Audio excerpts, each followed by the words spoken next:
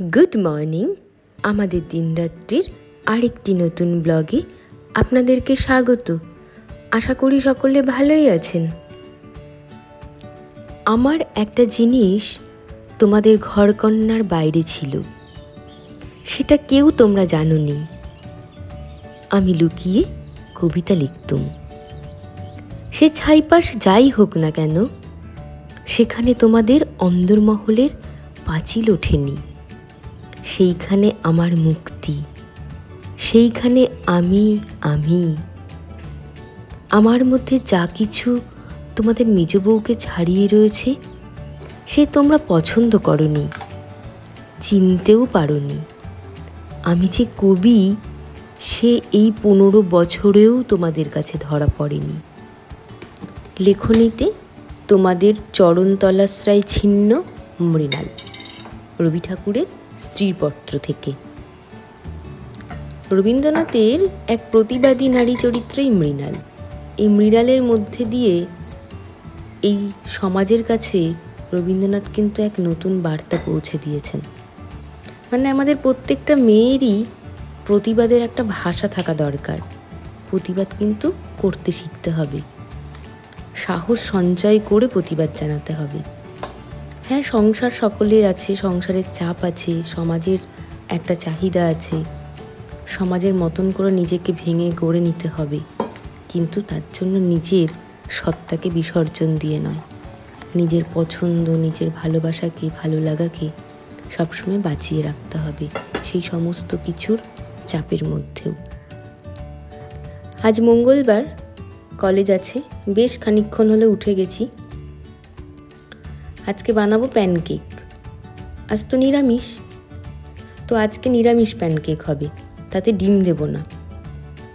প্রথমে কলাটাকে চটকে নিয়েছিলাম, তার মধ্যে ওটস দিয়েছি, আর দিয়েছিলাম একটু আখের গুড়, আর একটু লবণ, আর দুধ, আর একটুখানি খাবার সোডা, ওই যেটাকে বেকিং সোডা বলে, দিয়ে সেটাকে ভিজিয়ে রেখেছিলাম। ভিজিয়ে স্নানে চলে গেছিলাম। তারপরে নিজে রেডি হয়ে নিয়ে এসে এটা বানাতে এসেছি। ততক্ষণ এটা ফুলে গেছে। তারপরে কড়াই একটুখানি বাটার ব্রাশ করে নিয়ে পুরোটাকে ঢেলে দিয়েছি। আজ ভেবেছিলাম ছোট ছোট করে প্যানকেক বানাবো, ব্যানানা প্যানকেক, কিন্তু সেটা আর হয়ে ওঠেনি, সময় পেলাম না। দিয়ে এটা এর মতন ঢেকে দিলাম, ধিমি আঁচে হতে থাকলো। প্লেটে ঢাললাম, তার কারণ হচ্ছে এটাকে উল্টে দেব। মানে একবারে উল্টাতে গেলে তো ভেঙে যাবে, এতটা পারবো না উল্টাতে, আর সম্ভবও নয়। তাই প্লেটে ঢেলে নিয়ে দিয়ে প্লেটটাকে আবার দিয়ে উপর করে কড়াইয়ের মধ্যে দিলে পারে ওটা উল্টে গেল। এটা বেশ একটা সহজ পদ্ধতি আমার মনে হয়েছে। তো তারপরে সেটাকে ভালো করে আর একটুখানি ভাপিয়ে নিয়ে, আর ওপরেও একটু বাটার ব্রাশ করে দিয়েছিলাম, দিয়ে পিস করে কেটে নিলাম। ভেবেছিলাম খেয়েই বেরোবো, কিন্তু এত দেরি হয়ে গেছে, ট্রেনটা মিস হয়ে যাবে। তো উত্তম বললো যে ও খাবে না। আমি আমার খাবারটা যখন প্যাক করলাম, বললো ওরটাও ওকে দিয়ে দিতে টিফিন বক্সে, ও অফিসে গিয়ে খেয়ে নেবে। তাই ওরটা ওকে দিয়ে দিলাম, আর আমি ট্রেনে বসে খেয়ে নেব। কারণ কৃষ্ণনগরের পরে তো ট্রেনটা একটু ফাঁকা হয়ে যায়, তখন বসে খেয়ে নেওয়া যায়, অসুবিধা হয় না। রেডি হয়ে গেছি, এবার চলুন বেরোই, ছোট্ট ছোট্ট পায়ে এগিয়ে যাই কলেজের পথে। আর এই ব্যানানা প্যানকেকে না আপনারা এর ওপর দিয়ে একটুখানি মধু আর একটু গোলমরিচ আপনাদের পছন্দ না হলে নাও দিতে পারেন, দিয়ে নিলে পারে বেশ ভালো হয়। কিন্তু খেয়ে দেখবেন একবার। মানে ডিমের যে প্যানকেকটা হয় ডিম দিয়ে, সেটা একটা পুরো অন্য টেস্ট, আর এটা পুরো অন্য টেস্ট। আমার তো এটা বেশ ভালো লেগেছিল খেতে।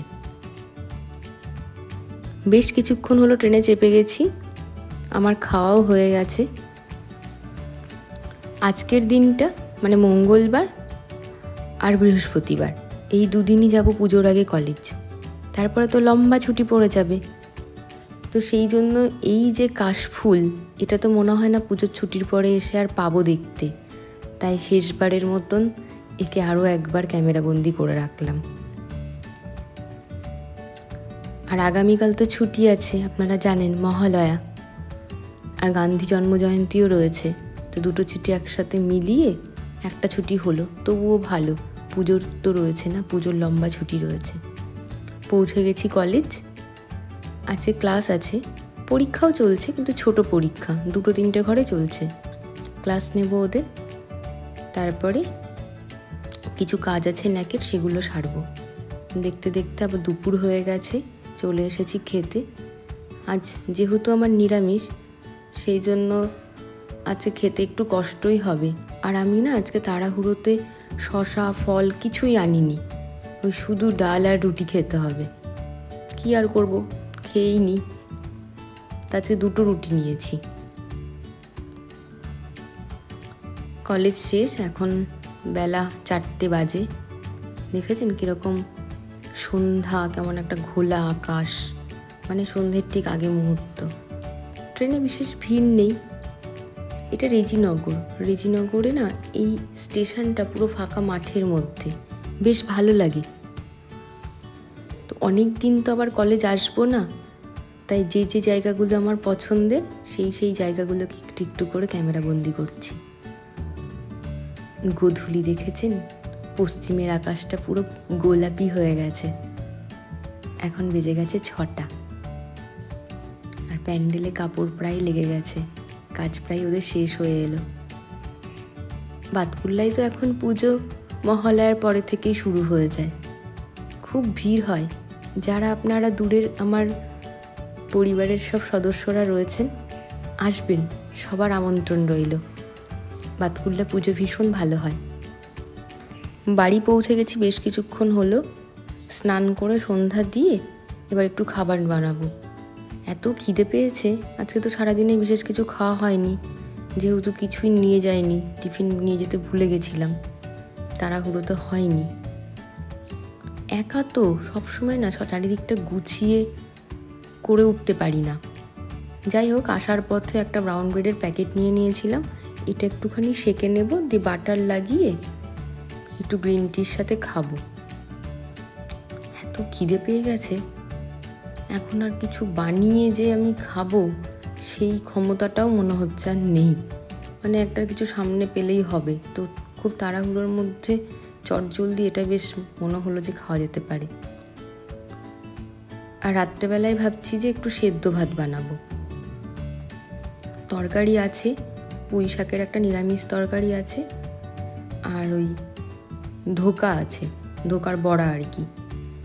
তার সাথে একটু আলু সেদ্ধ বা আলুর চোখা যেটাকে বলেন আপনারা, ওটা বানিয়ে নেব, তাহলে খুব ভালো হবে। ওই একটু পেঁয়াজ আর টমেটো আর কাঁচা লঙ্কা একটুখানি ফ্রাই করে নিয়ে তার মধ্যে আলুটা দিয়ে একটু লবণ দিয়ে মেখে নিলেই হয়ে যাবে। আমার এইভাবে আলু সেদ্ধ খেতে খুব ভালো লাগে, কিন্তু আমি না আলু খুব একটা পছন্দ করি না। তবে এইভাবে যদি আলু সেদ্ধ মাখা যায় তাহলে বেশ লাগে খেতে। যাই হোক, আগামীকাল তো মহালয়ার দিন ভোরবেলা বেশিরভাগ হিন্দুরাই গঙ্গাতে যায় স্নান করতে, পূর্বপুরুষের উদ্দেশ্যে জল তর্পণ করেন তারা। আমার বাবা মাও প্রত্যেক বছর যান। আমার মাসিদের পরিবার, মানে ওই সৌরভ ভাইরা, ওরাও পরিবার সহ প্রত্যেক বছর এই দিনে যায় গঙ্গার ঘাটে স্নান করতে। আমি আর দিদিও ছোটবেলায় বাবা মায়ের সাথে প্রত্যেক বছর যেতাম। শেষ বছর ধরে আর যাওয়া হচ্ছে না, তো এবার ভাবছি যাব।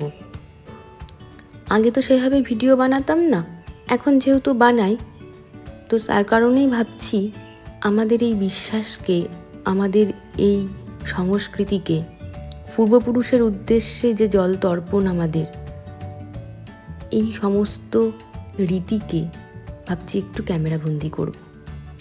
তাহলে একটা নতুন অধ্যায় আমার এই স্মৃতির মণিকোঠায় সারা জীবনের জন্য থেকে যাবে। সকাল শুরু করেছিলাম রবীন্দ্রনাথের স্ত্রীর পত্রের মৃণালের চিঠি লেখার মধ্যে দিয়ে। মৃণাল বাড়ির মেজ বউ হয়েই থেকে গেছিল যতদিন সে সংসার করেছিল।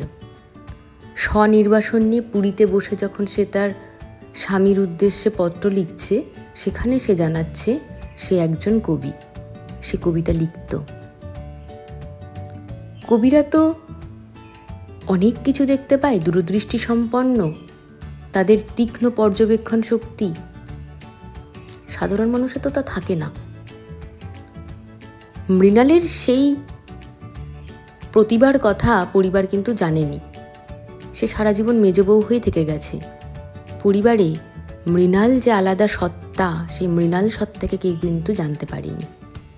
তো অনেক মেয়ে আছে আমাদের এই সমাজে, প্রত্যেকটা পরিবারে, যে প্রকৃত সেই মেয়েটির যে নিজের গুণ বা প্রতিভা রয়েছে তার খবর বেশিরভাগ পরিবারই রাখে না। আমার শুধু তাদের উদ্দেশ্যে এতটুকুই বলা যে নিজেদের প্রতিভাগুলোকে লুকিয়ে না রেখে নিজেকে মেলে ধরো, নিজের প্রতিভাকে লালন পালন করো। যাই হোক, এখন আর কথা বাড়াবো না, অনেকটা রাত হলো। আজকের দিনটা এখানেই শেষ। আজকের ব্লগটি যদি আপনাদের ভালো লেগে থাকে তাহলে প্লিজ একটা লাইক, কমেন্ট আর শেয়ার করে দেবেন। যারা এখনও সাবস্ক্রাইব করেননি তারা প্লিজ আমার চ্যানেলটি সাবস্ক্রাইব করে দেবেন। আজ আসি, শুভরাত্রি।